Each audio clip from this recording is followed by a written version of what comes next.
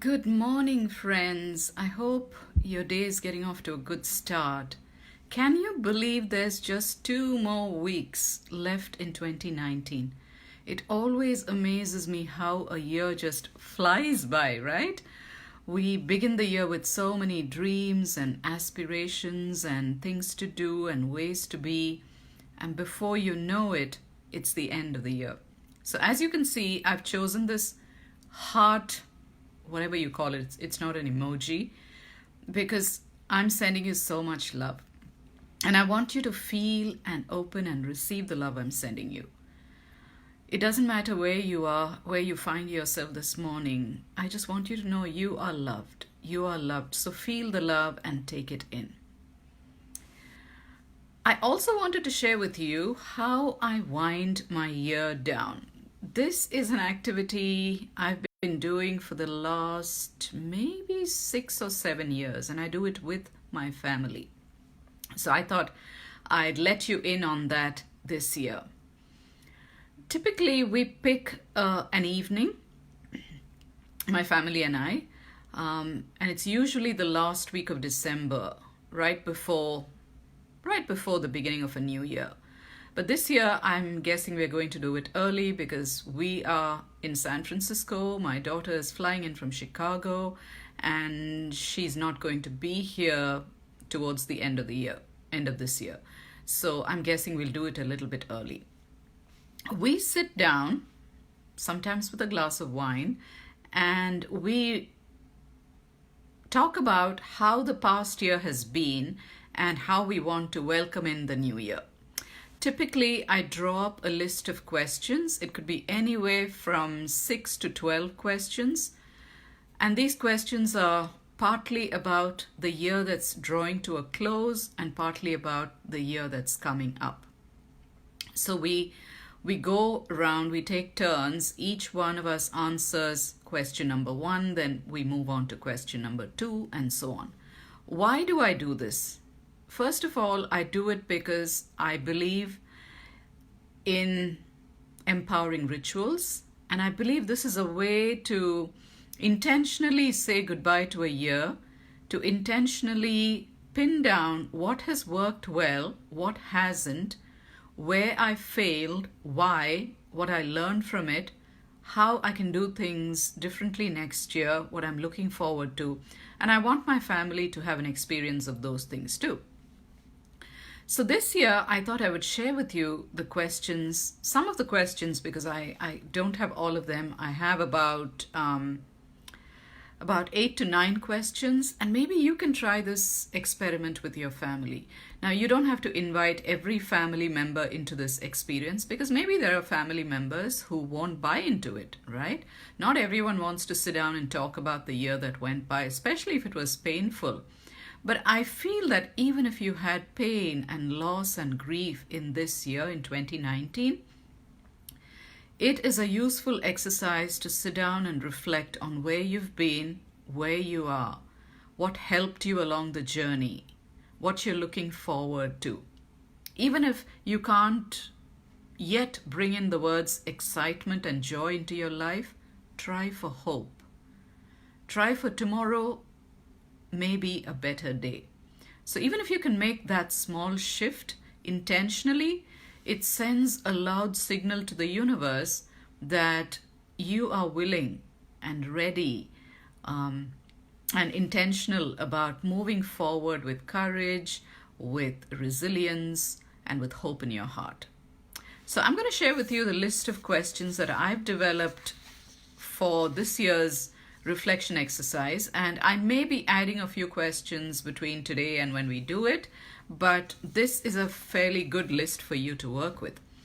I would invite you to begin by sending an email or maybe making a phone call to the people that you want to invite into this reflection exercise. And if it's just people who live in your home, that's fine too. Just let everyone know that this is what you're thinking about and ask what would be a convenient time and place to do this. You may even decide to do this outside the home if you live in a place which is not terribly cold or snowy.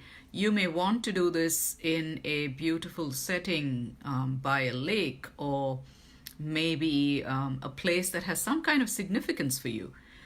Else, just do it at home. We usually do it at home in the cozy warmth of our living space.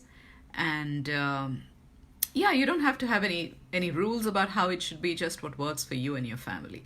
But get everyone on board, meaning don't tell them at the last moment, I've done this and I want you to be here. Let them have some buy-in. So give them the option of feeling invited to share their thoughts on whether they would like to do this. And if they do, by all means, go ahead and pick a time and date that works for everybody. So here are the questions. Question number 1, what's one thing you learned this year? And people might say, oh, I learned so many things this year. So you could probably rephrase that to read, what's the most important thing you feel you learned this year? Question number 2, what is one thing that changed you? What is a significant turning point experience that you had this year? Question number 3, where did you fail and what was the lesson? We are so ready and willing to talk about successes, what went well this year, what I achieved, how much money I made, the promotion I got at work. The good things are so easy to remember, and we want to forget about the failures. But your failures are where the gold is. So when you talk about your failures, you release any negative emotions that you have attached with it, like shame or embarrassment or fear. And when you speak about the lesson you learned from that experience of failure, you actually reframe that experience in a positive way. So that's question number 3.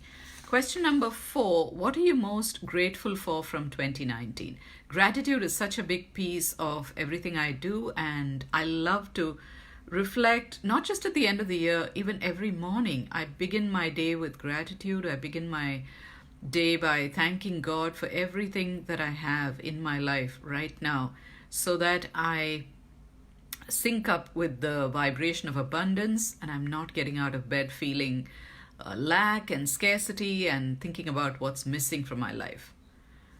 Question number 5, who do you want to be in 2020? And the responses to this could be, I want to be a kinder version of myself. I want to develop more patience.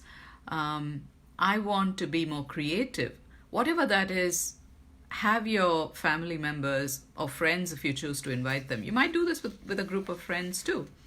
Have them express who they want to be in 2020.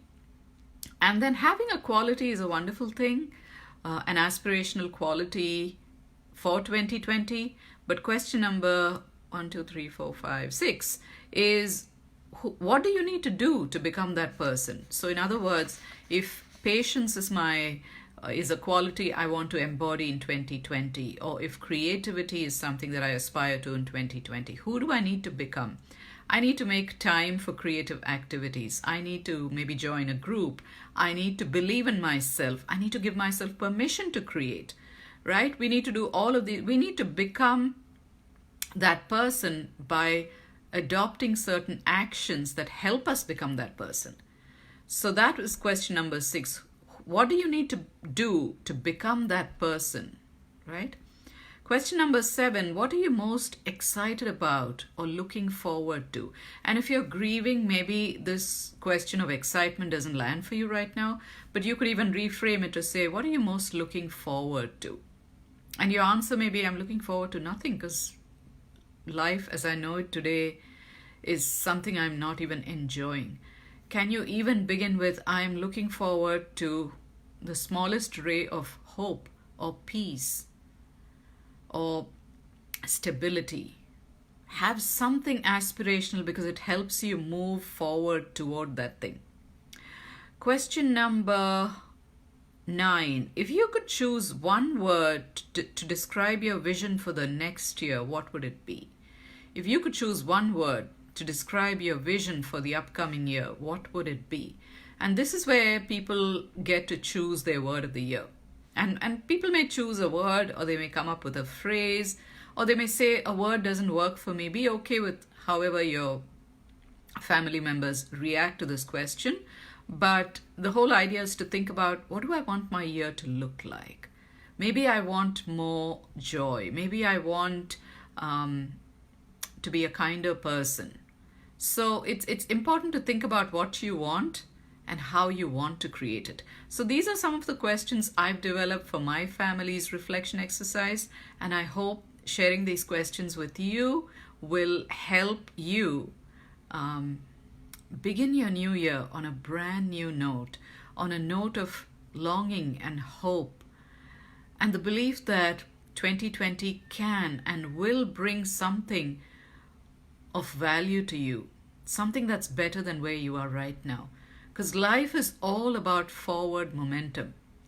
We don't remain in the exact same place unless we decide to stay stuck, right? If we are attached to staying stuck and very resistant to moving forward or changing, then we get to stay here. But even so, life has a way of throwing situations and people at you that will force you out of staying stuck.